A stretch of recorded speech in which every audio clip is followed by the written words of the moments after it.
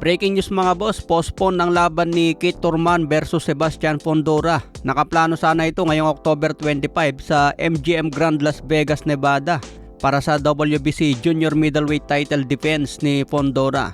Postpone na ngayon ang laban dahil nagkaroon ng injury si Fundora habang nag-i-sparring. Kung kailan malapit na ang laban, nagka-injury pa. Ayon sa PBC Promotion, magre-reschedule sila agad pagkatapos ng diagnosis sa injury ni Fundora.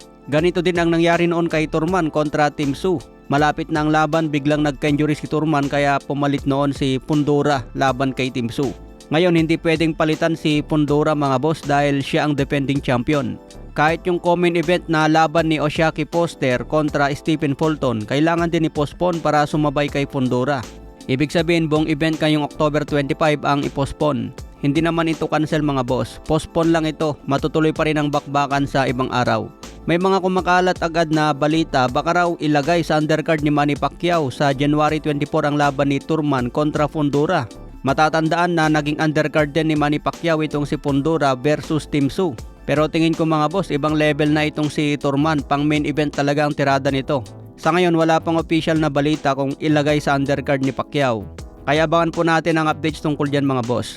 Sa iba pang balita, Jaron Ennis talagang handa na laban kay Wisma Lima ngayong linggo. Nangako si Jaron Ennis na impresibo ang panalo at target ang isang knockout. Sobrang kumpiyansa ni Jaron Ennis ngayon mga boss dahil hinahamon niya agad si Wisma Lima na ipusta ang buong bayad.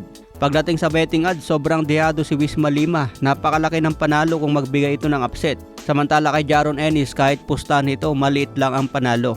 Kaya abangan na lang natin ito ngayong linggo. Malay natin magbigay ng upset si Wisma Lima.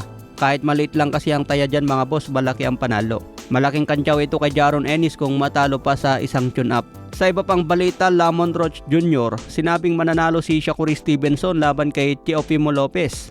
Hindi daw easy fight ito para kay Stevenson dahil malupit din si Lopez. Pero sa estilo ng dalawa, mas pabor si Lamont Roach kay Stevenson. December 6 naman ang laban ni Roach kontra Pitbull Isaac Cruz. Kung manalo daw si Roach, nakahanda siya lumaban kay Shakur Stevenson kahit sa 135 pounds. Pwede naman daw siya lumaban sa 140 at 135. Sa iba pang balita, Danny Boy Garcia naghahanda na para sa laban ngayong October 18 kontra Daniel Gonzalez na may kartadang 22 wins 7 KOs may 4 na talo. Ito ang muling pagbabalik ni Danny Garcia matapos ang pagkatalo noon kay Erislan De Lara noong September 2024. Isang taon na rin na nabakante si Danny Garcia at ngayon muling sasabak sa ring. Okay mga boss, hanggang sa muli nating updates.